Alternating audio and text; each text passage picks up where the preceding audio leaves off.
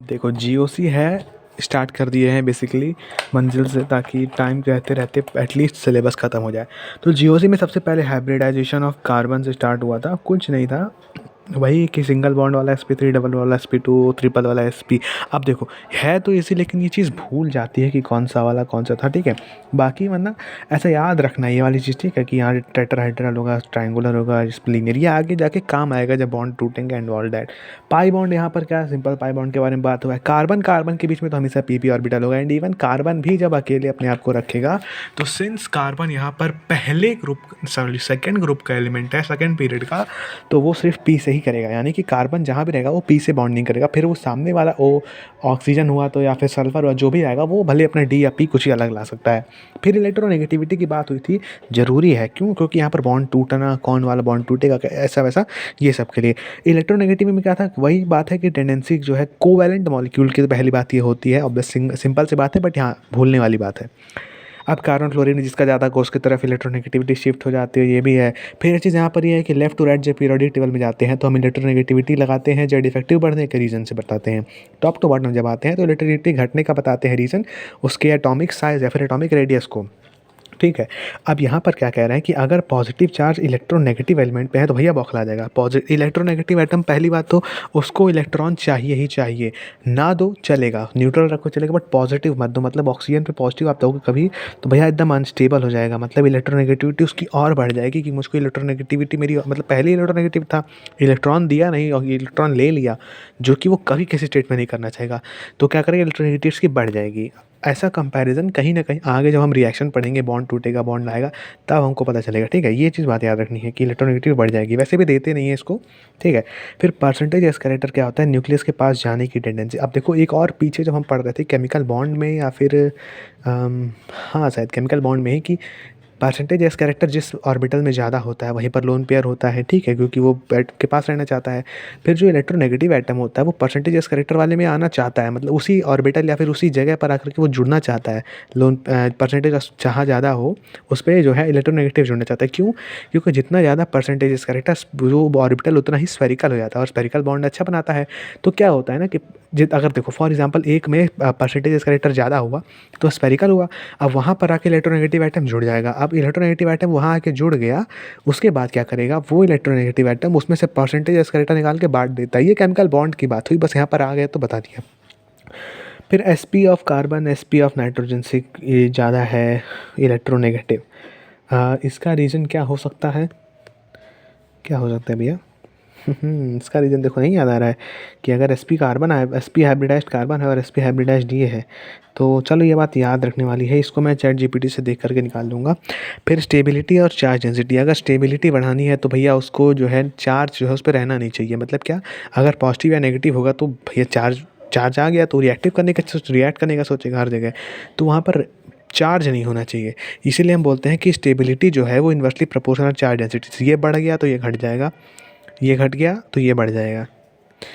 ऐसे ही रिएक्टिविटी है, रिएक्टिविटी मतलब वही सिंपल बात हो गई कि अगर पॉजिटिव नेगेटिव चार्ज हुआ तो रिएक्ट करना चाहेगा। फिर यहाँ पर देखो एक कंपैरिजन टाइप का है कि CH3NH2OH F नेगेटिव, और इसमें कि चार्ज डेंसिटी के बेसिस पर है कि रिलेटिविटी जो है इन्वर्सली प्रोपोर्शनल है चार्ज डेंसिटी से। इसका क्या हुआ यहाँ पर कि मोस्ट इलेक्ट्रोनेगेटिव है, सो क्या करता है कि चार्ज जो है अपने पास रख सकता है, मतलब अगर इस पे नेगेटिव चार्ज है तो ये बिल्कुल ही नहीं देना चाहेगा, इसीलिए इसकी रिएक्टिविटी एकदम कम हो जाती है। ये वाला भी है, ये सब नेगेटिव है, ठीक है, नेगेटिव नेगेटिव OH लगा है, ये भी है, ये भी इलेक्ट्रोनेगेटिव है कार्बन, लेकिन इस पे अगर आपने नेगेटिव चार्ज दे दिया तो ये फिर भी जो है दे देगा, उतना नेगेटिव इलेक्ट्रोनेगेटिव नहीं है कि नेगेटिव चार्ज पा लिए तो रख ही लिए, ठीक है। यहाँ लिखा है कि most electronegative, so negative charge को इन्वॉल्व करके रिएक्शन नहीं करना चाहता, इसलिए मतलब इसको नेगेटिव चार्ज दे दोगे तो ही लेगा अपने पास से, ठीक है। फिर OH में और SH में नेगेटिविटी ज़्यादा किस में है, तो भैया ऑब्वियसली OH और SH दोनों सेम पीरियड के हैं, ये साइज छोटी है तो O की इलेक्ट्रोनेगेटिविटी ज़्यादा हुई तो वो जो इलेक्ट्रॉन नेगेटिव चार्ज होगा वो देना नहीं चाहिए, इसलिए ज़्यादा स्टेबल हो गया, यानी कि रिएक्टिविटी इसकी कम हो गई, इसकी रिएक्टिविटी ज़्यादा हो गई, सिंस यही चीज़ यहाँ पर लिखी हुई है। फिर क्लीवेज ऑफ बॉन्ड में हमने देखा था कि बॉन्ड टूटता कैसे है, तो पहली बात है होमोलिटिक बॉन्ड और दूसरा है हेटेरोलिटिक बॉन्ड। होमोलिटिक बॉन्ड मतलब कि सेम मिलेगा, सेम मिलेगा से क्या मतलब है, कार्बन को भी एक मिल गया, एलेक्स को भी इलेक्ट्रॉन मिल गया, रेडिकल बन, इससे जब एक एक इलेक्ट्रॉन बढ़ जाता है तो इसको हम रेडिकल बोलते हैं, ठीक है। रेडिकल पे भी जो आप इसको जब हाइब्रिडाइजेशन अगर इस पे चेक करना चाहेंगे, अगर मान लो इस पे चेक करते हैं कार्बन पे हाइब्रिडाइजेशन क्या है, स्टेरिक नंबर इसका आएगा 0, मतलब लोन पेयर एक भी नहीं है, +3 1 2 3। रेडिकल को आप लोन पेयर में नहीं गिनते हो तो सर 3 ही आएगा, यानी कि sp2 हाइब्रिडाइजेशन हो जाएगा। अब ये जो है ना इनकम्प्लीट हो गया स्ट्रक्चर वाइज देखें तो। फिर आता है हेट्रोलिटिक क्लीवेज, मतलब कि डिफरेंट मिलेगा। डिफरेंट मिलेगा से क्या मतलब हो गया यहाँ पे, कार्बन का हेट्रोलिटिक में क्या है, यहाँ पे क्या था एक एक इलेक्ट्रॉन दोनों को बट रहा था, यहाँ भैया दोनों इलेक्ट्रॉन किसी को भी उठा के दे देगा, या तो कार्बन को ही दे देगा तो पॉजिटिव वाला या तो उस दूसरे को दे देगा। तो यहाँ पर देखो क्या किया है, क्लोरीन ले लिया दोनों इलेक्ट्रॉन, तो ये नेगेटिव हो गया और ये बन गया है कार्बन पर प्लस आ गया, तो ये कार्बोकैटायन ये है, कार्बन पर नेगेटिव आ गया है, कार्बन पर हमने सारा इलेक्ट्रॉन दे दिया है, तो ये कार्बो एनायन हो गया। ठीक है, शेप एंड ऑल दैट फिर वो वैसी नॉर्मल चीज़ें हैं। फिर इलेक्ट्रॉन डिस्प्लेसमेंट इफेक्ट, मतलब कि इलेक्ट्रॉन आना जाना या फिर कैसे हम पूरे चेन में देखेंगे कहाँ नेगेटिव हो जा रहा है कहाँ पॉजिटिव हो जा रहा है। तो परमानेंटली क्या चीज़ें होती हैं कि इंडक्टिविटी होती है, डिसोनेंस होता है, हाइपर कंजुगेशन इफेक्ट होता है। टेम्पररी में इलेक्ट्रोमेरिक ये अभी पढ़े नहीं है, मतलब जहाँ तक कही है। इंडक्टिव क्या होता है, देखो कोई भी चीज़ अगर कोई भी रेडिकल कोई भी ग्रुप कोई भी फंक्शनल ग्रुप आके किसी चेन में या फिर कार्बन के किसी कंपाउंड में आके लगा, उसके लगने से जो उसमें चेंज आया वो होगा उसका इंडक्टिव। अभी देखते हो वही है कि इफेक्ट विच इंड्यूसेस पुश और pull of electron in covalent pi sigma bond. Sigma bond जो होते हैं उसमें या तो इलेक्ट्रॉन को पुल करने लगेगा, दबाने लगेगा, या तो खींचने लगेगा। जैसे कि यहाँ नॉन पोलर है, यहाँ जो फ्लोरीन लगा लिया इलेक्ट्रोनेगेटिव है फ्लोरीन, तो क्या करेगा इलेक्ट्रॉन इससे खींचेगा, ये कह भाई मेरे में नेगेटिव आ गया मतलब पॉजिटिव आ गया, मैं भी खींचूंगा, इधर खींचेगा खींचेगा पूरे पे जो है इलेक्ट्रॉन पूरे में खींच गया। तो ये क्या दे रहा है यहाँ पर, सिंस इसके लगने से सब पे डेल प्लस आ रहा है, तो ये प्लस आई इफेक्ट हो गया। इसमें क्या होता है, जनरेट करता है पार्शियल पॉजिटिव या नेगेटिव करता है, परमानेंट इफेक्ट होता है जब तक ये लगा हुआ है। फिर डिस्टेंस डिपेंडेंट इफेक्ट होता है, हाँ इस पे देखो ज़्यादा पॉजिटिव है, इस पर कम पॉजिटिव, इस पर और कम पॉजिटिव है। Operate through sigma bond only, double bond यानी कि पाई बॉन्ड को इससे कोई भी फ़र्क नहीं पड़ता। फिर वही प्लस आई और माइनस आई वाली इफेक्ट की बात हो गई। देखो इलेक्ट्रॉन इनकमिंग मतलब कि प्लस आई इफेक्ट, अच्छा इलेक्ट्रॉन इनकमिंग मतलब प्लस आई इफेक्ट। ओके रुक जाओ शायद मैंने कुछ गलत लाइन फिर से बोल दी, वही वाला कन्फ्यूजन। अगर ऑक्सीजन पे नेगेटिव है तो उसने इलेक्ट्रॉन दे दिया, more electropositive than hydrogen देने पुश इलेक्ट्रॉन इन चेन। अच्छा इलेक्ट्रॉन अंदर दे दिया मतलब कि जो लगा है उस पर कौन सा चार्ज आया है उससे देखेंगे। यहाँ पर अगर हम देखें कि ऑक्सीजन ने इसको इलेक्ट्रॉन दिया तो ऑक्सीजन पे तो प्लस हो गया, भले नहीं आया लेकिन हुआ तो पॉजिटिविटी तो बढ़ी।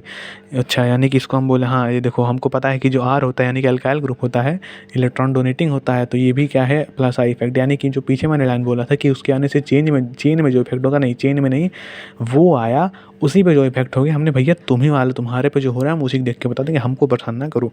ठीक है, अभी यहाँ पर क्या है कि एनायंस है RNgCl Mg, इसको इलेक्ट्रॉन दे दिया। अच्छा ठीक है, एल्काइल ग्रुप इलेक्ट्रॉन, अच्छा चलिए ये minus I plus I effect है। माइनस आई इफेक्ट क्या है, जब इलेक्ट्रॉन इसमें से ले ले तो इसमें नेगेटिव आ जाए, मोर इलेक्ट्रोनेगेटिव देन हाइड्रोजन। ये क्या था लाइन, शायद ग्रुप के बारे में बात हो रहा है कि जो कनेक्टेड यहाँ पर ऑक्सीजन या फिर जो भी एटम कनेक्ट होगा, यहाँ पर क्या था मोर इलेक्ट्रो पॉजिटिव मतलब इलेक्ट्रॉन देने वाला था, यहाँ मोर इलेक्ट्रो नेगेटिव एंड हाइड्रोजन।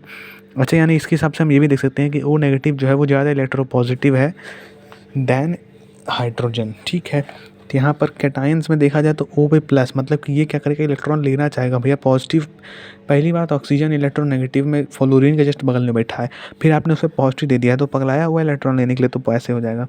फिर ये सब तो इलेक्ट्रॉन नेगेटिव होते ही हैं, इलेक्ट्रॉन लेना चाहते हैं। ठीक है, फिर इन सब का ऑर्डर अगर देखा जाए तो अगेन यहाँ पर क्या है, कार्बन नाइट्रोजन ऑक्सीजन और कार्बन वाले में इसमें इलेक्ट्रोनेगेटिविटी के हिसाब से देखा जाए तो कार्बन की इलेक्ट्रोनेगेटिविटी CH2 माइनस की इलेक्ट्रोनेगेटिव प्लस आई ऑर्डर, यानी कि ये लगा और इसने क्या किया इलेक्ट्रॉन अंदर दे दिया। अच्छा इलेक्ट्रॉन डोनेटिंग टेंडेंसी, तो ठीक है कार्बन दे दिया, नाइट्रोजन ऑक्सीजन सबसे कम ऑक्सीजन देगा क्योंकि ये ज़्यादा इलेक्ट्रोनेगेटिव है।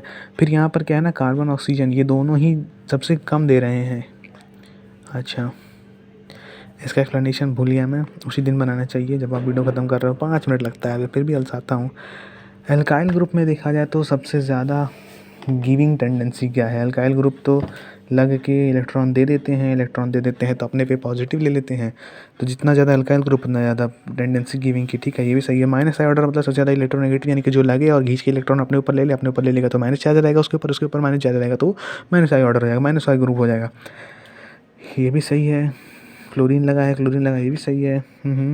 NH3 पे प्लस है और OH माइनस पे प्लस है, तो कौन ज़्यादा इलेक्ट्रॉन लेना चाहेगा? सिंस OH की इलेक्ट्रोनेगेटिविटी ज़्यादा है, इसलिए भैया ये तो पगलाया रहता है इलेक्ट्रॉन लेने के लिए। नाइट्रोजन भी पगलाया है, लेकिन अमोनियम जैसे आयन्स में नाइट्रोजन पे प्लस झेल सकता है, ऑक्सीजन प्लस नहीं झेल सकता, इसीलिए ले लेते हैं। यहाँ पर क्या है, double triple bond, double bond, single bond, electronegativity सबसे ज़्यादा है, इलेक्ट्रॉन लेना चाहेगा। कार्बन बनना sp sp2 sp3 है, ठीक है भाई, sp वाला यहाँ पर हो गया। अब यहाँ पर एक चीज़ लिखा है कि मोर substituted hetero atom. Hetero atom का मतलब कार्बन वाली, मतलब वो पूरे ऑर्गेनिक में कार्बन की बात होती है, और हेट्रो एटम मतलब हाइड्रोजन को छोड़कर कोई भी अलग एटम हो उसको हेट्रो एटम बोलेंगे। क्या कह रहा है, मोर substituted hetero atom is more electronegative than less. अगर मान लो एक जगह नाइट्रोजन लगे हुए 5-6, किसी नाइट्रोजन पे कई सारे और लोग लगे हैं, किसी पे कुछ नहीं लगा है, तो जिस पे ज़्यादा लोग होंगे वो ज़्यादा इलेक्ट्रोनेगेटिव होगा। वहीं पर यहाँ पहले बात भी लिख ली है कि हेट्रो एटम क्या है, any atom other than hydrogen and carbon usually more electronegative form functional group. More substituted का क्या मतलब है, मोर सब्स्टिट्यूटेड का मतलब मोर कार्बन एटम्स अटैच्ड, मतलब वो उस पर नाइट्रोजन ऑक्सीजन सल्फर जो भी है उस पर कार्बन की जो है एल्काइल ग्रुप और भी अटैच हो, या फिर फंक्शनल ग्रुप कार्बन वाली, तो वो मोर सब्स्टिट्यूटेड हुआ, वो ज़्यादा इलेक्ट्रोनेगेटिव हो गया।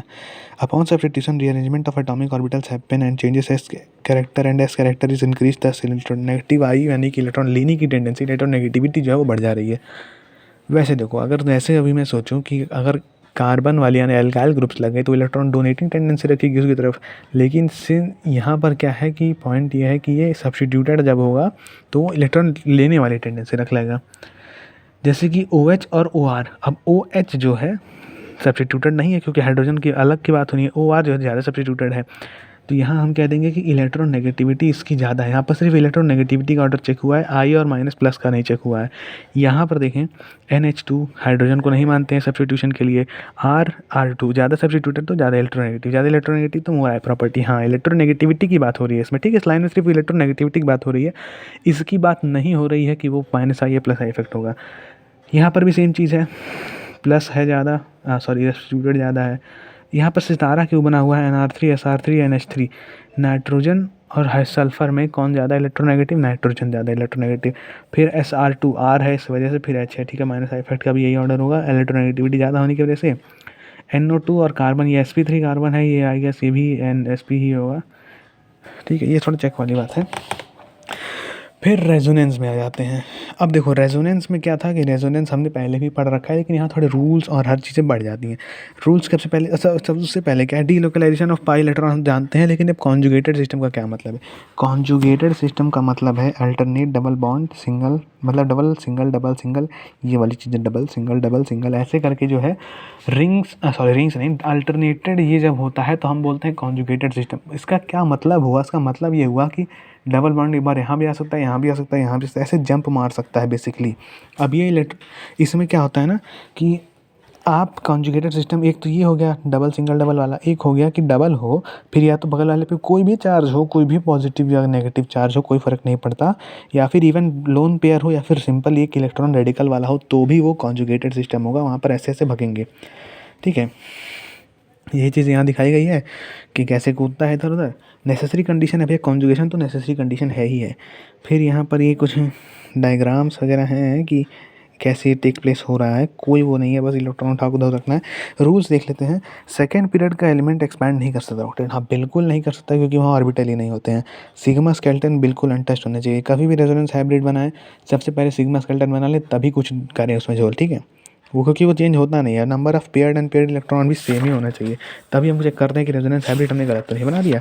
भैया इतना लंबा हमने पढ़ लिया 3-4 लेक्चर 3-4 घंटे का, हमने वीडियो बनाई नहीं। अब ऑर्बिटल रिप्रेजेंटेशन में चलो कोई बहुत वो नहीं है, ये तो सिंपल सी बात है।